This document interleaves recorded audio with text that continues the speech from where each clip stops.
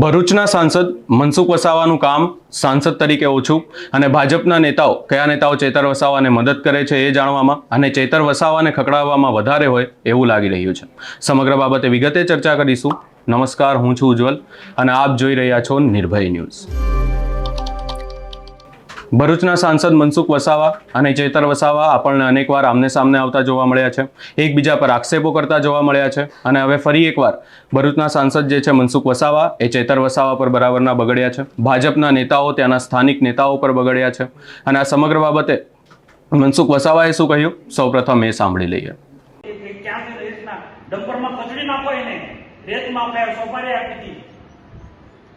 કુદરતી રીતના જો કુદરત મહામંત્રી ત્યાં હતો એને કીધું મને બધી વાત કેવી આ એટલે ભાઈ જે છે તે હું જે પણ કરું છું પાર્ટી માટે, જે પણ કંઈ કરું છું પાર્ટી માટે, વર્ષોથી જે માણસો તપસ્યા કરી એની કઈ નથી આપતા, પણ એનું માન સન્માન તો જાળવો, એનું માન સન્માન તો જાળવો, આ કરવાનું છે. તો પાર્ટીના જે પણ કાર્યક્રમો છે એ કરો, બિલકુલ સ્વદેશી છે. દિવાળી આવે છે, દરેકે દરેક કાર્યકર્તા જ્યાં જ્યાં બધે પ્રચાર કરો, બૂથ બજાવો, એ કોઈ પણ સ્વદેશી વસ્તુ લેવાનું, વિદેશી નહીં, ચાઇનાની નહીં. દિવાળી વખતે કે તોરણ કે બધા જે પણ હોય આપણા સ્વદેશી સિવાય બીજી કોઈ વસ્તુ નહીં. જીએસટીમાં આપણે ઘટાડો કર્યો, લોકોને કોવા બધું સરકારે કરેલા સારા કામો, સરકારે ખૂબ કામો કર્યા છે. રાજ્ય સરકારે, મોદી સરકારે અનેક કામો કર્યા છે. આ ટીકા ટિપ્પણી કરે ને આમ આદમી પાર્ટી વાળા, એને જવાબ આપો, લોકોને કહીને જવાબ આપો. વૃદ્ધા પેન્શન, વિધવા પેન્શન, ખેડૂતના ખાતામાં પૈસા, પ્રધાનમંત્રી આવાસ, જંગલની જમીનો આપી, બોર મોટર આપે, આ બધું કોણ લોકોને કહીને યાદી ના હોય તો ભાઈ એક યાદી બનાવો કરેલા કામો અને લોકોને આપો. અને લોકોની વચ્ચે જઈને કોઈ કરવાની જરૂર નથી. ભારતીય જનતા પાર્ટીના કાર્યકર્તાઓએ તાલુકા પંચાયતના સભ્યો, સરપંચ હોય, જિલ્લા પંચાયત સંગઠનના લોકોએ છાતી કાઢીને જાઓ. અરે આજે માલે આનાથી હું ડરવાની આપણે આ તો કશું કોંગ્રેસની તૈયાર થાય. પૂછો અનિલ ઋષિભાઈને, આ વલ્લભભાઈ પૂછો, હમણાં તો તમને ખબર નથી. ચૈતન્ય તો કોઈ પીપુડી ના વાગે એ વખતે કોંગ્રેસ છોડે કરાય સુરત ગમતો તો આ હોકી થી પેલા કોને માર્યા હતા કેવડેની અંદર પેલા જેટલો કાવે હે સાત પેલા ચાચા બધે ચાચા ને એ વખતે કોઈ નામ તો નહીં કોંગ્રેસ વાળા એવા સંજોગોમાં કામ કરે. આ તો કશું નથી. જયપ્રકાશ કંપની આગળ આવો તમે બધા. આપણી સરકારે ખૂબ કામો કર્યા છે. પાછલી સરકારોમાં અને વર્તમાન સરકારમાં, રાજ્ય સરકારમાં, ભારત સરકારના કામોનું તમે ગણો ના યાદી લઈ લો. ખૂબ કામો કર્યા છે, ખૂબ કામો કર્યા છે. લોકોની વચ્ચે હિંમતથી જાઓ. શું હતું પહેલાના સમયમાં પીવાના પાણીની સ્થિતિ? આજે ઘર ઘર બોર મોટર છે, ઘર ઘર બોર મોટર છે. લાઇટની શું સ્થિતિ હતી? સંદેશોની લાઈટ ગઈ, એ વખતે તમારા લગ્ન પેલા ભાડે લાવવા પડતા તો જનરેટર બધા બંધ થઈ ગયા. જનરેટર શું છે ત્યારે આજે ખબર નથી. પ્રમુખ છે બરોબર છે. ખેડૂતો માટેની લાઈન છતાં પણ કેટલાક પ્રશ્નો હશે એના એ પ્રશ્નો સોલ્વ કરીશું. અહીંયા ભાણેન્દ્રાનું પાણી, કરજણ ડેમનું પાણી ભાણેન્દ્રા સુધી આગળ જતું નથી, બોરિયા સુધી માંગ છે. એના માટે પણ સતત અમે જેને કહેવાનું એનું કહીએ છે. આવા બધા પ્રશ્નો અમે ધ્યાન આપીશું. ભાઈ કોઈ આગેવાન જેમની જવાબદારી તે લોકો ધ્યાન નહીં આપે પણ જિલ્લામાંથી નક્કી કરો કે ડેડિયાપાડામાં, સાગબારામાં, નાંદોદમાં, ગરડેશ્વરમાં કયા મેઇન પ્રશ્નો છે. આ સરકાર પાસે આપણે લઈશું, સરકારમાં આપણે લઈશું. આ પ્રશ્નો આપણે ના ઉકેલે તો બીજા કોઈ પાસે મુદ્દો જવાનો છે. અને ઋષિભાઈ બહુ ગંભીર પ્રશ્ન, કેટલા વર્ષથી છે, કોઈ ધ્યાન નથી આપતું. પછી તો મીટિંગ બોલાવવાનું જ ના હોય. અધિકારીને દબાવીની મીટિંગ બોલાવી, કોઈને કઈ ખબર ના પડે. ચૈતરના કામો સમાવેશ કરવા માટે પ્રમુખ શ્રીને પૂછો, આ બધાને મજા ને બધા થોડા પીએ છે બધા જે થોડું ચાલતું હશે. આ તો સારું ચલો હું લડ્યો ને અમને સહયોગ આપ્યો ને પ્રમુખે મને સહયોગ આપ્યો એ છે સાચી છે ચિત્ર ખબર પડી ગઈ. એ તો સેમ પાછળથી ખોલાવશું માંગુ બધા પાછળ પ્રભારી મંત્રી મીટિંગ કેમ બોલાય, ચીફ સેક્રેટરી પૂછ્યું છે મીટિંગ ના બોલાવી શકે કેમ બોલાય. પછી સાચી વાત તો બહાર આવે ચૈતરના દબાણના કારણે આપણા લોકોએ મીટિંગ બોલાવી.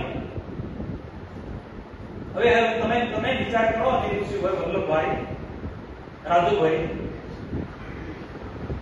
શું કરવાનું આપણે હું બેસી રહ્યો તો શું થાય તમે નક્કી કરો. હું આ બધું જાણ્યા પછી હું બેસી રહું તો શું થાય.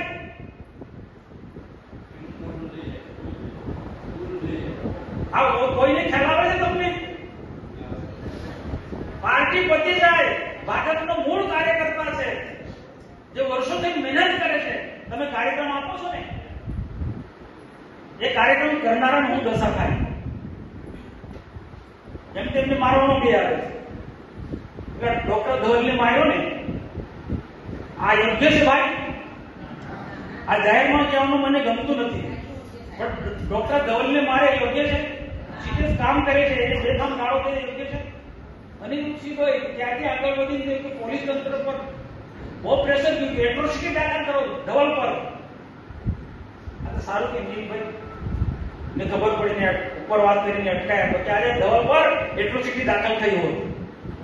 આ કરવાનું છે આપણા લોકોએ, આપણા લોકોએ આ કરવાનું છે. આગેવાનો ભાઈ કાર્યકર્તા પછી કઈ રીતના કામ કરશે?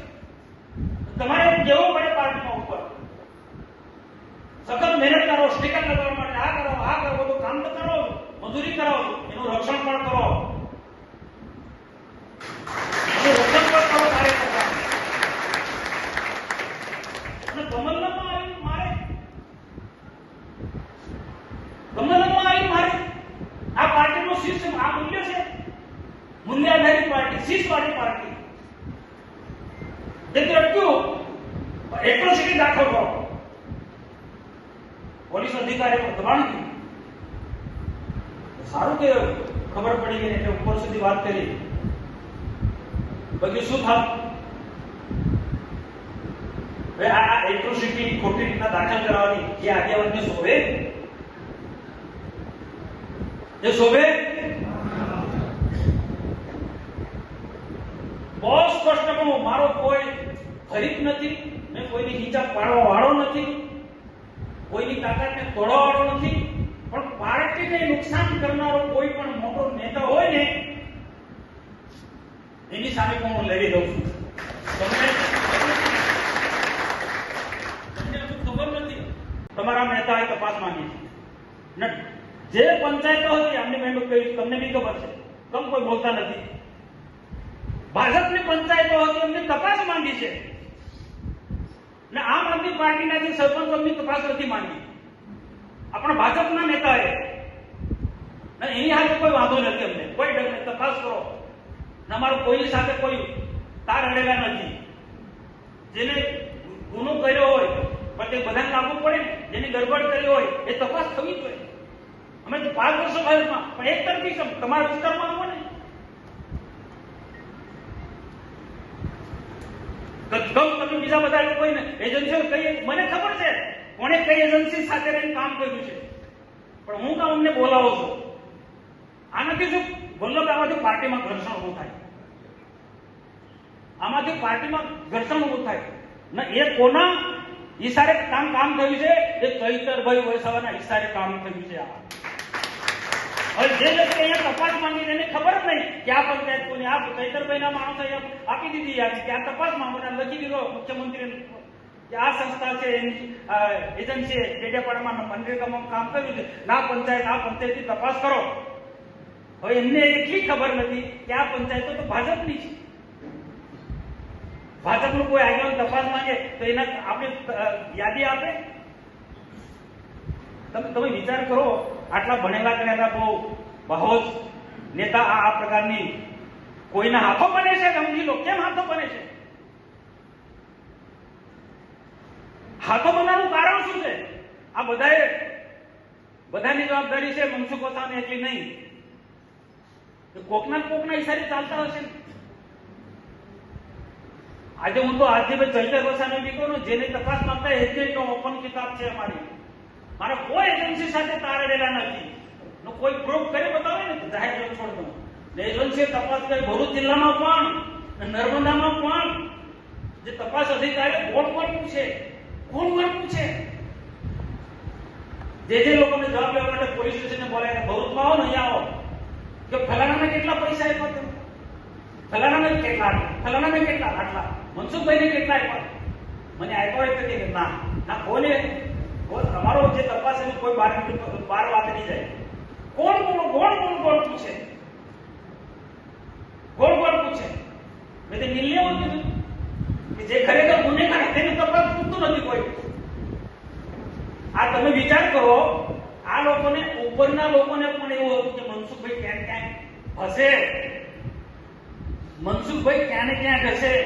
ભરૂચમાં એસપી પેલા તતડાઈને પૂછે એટલે કોઈ વખત મારા એસપી સામે અહીંયા મનસુખ વસાવા ક્યાંક ને ક્યાંક ચેતર વસાવા પર પણ બગડ્યા છે, પરંતુ એના પહેલા મનસુખ વસાવાને પણ અમે એવું કહેવા માંગીએ છીએ કે તમે એ વિસ્તારના સાંસદ છો, તમારું કંઈક કામ છે, તમારે એ લોકોની સમસ્યા સાંભળવી જોઈએ. તમે ભાજપના નેતાઓને ખકડાવો છો, ચેતર વસાવા પર બગડો છો, એ બધી વાત બરાબર છે, પરંતુ તમારે પણ જોવું જોઈએ કે તમારા વિસ્તારમાં રોડ રસ્તાની હાલત ખરાબ છે, તમારા વિસ્તારમાં લોકોને અનેક સમસ્યાઓ છે. એ સમસ્યા માટે ચેતર વસાવા દ્વારા પણ જે છે એ લડાઈ લડવામાં આવી રહી છે, વિરોધ કરવામાં આવી રહ્યો છે. જો તમારા વિસ્તારનું તમે ધ્યાન ના આપશો અને માત્ર ને માત્ર ચેતર વસાવાનો વિરોધ કરશો, ત્યાંના લોકોને ખકડાવશો, સ્થાનિક લોકોને ખકડાવશો, નેતાઓને ખકડાવશો, એનાથી કશું જ નથી થવાનું.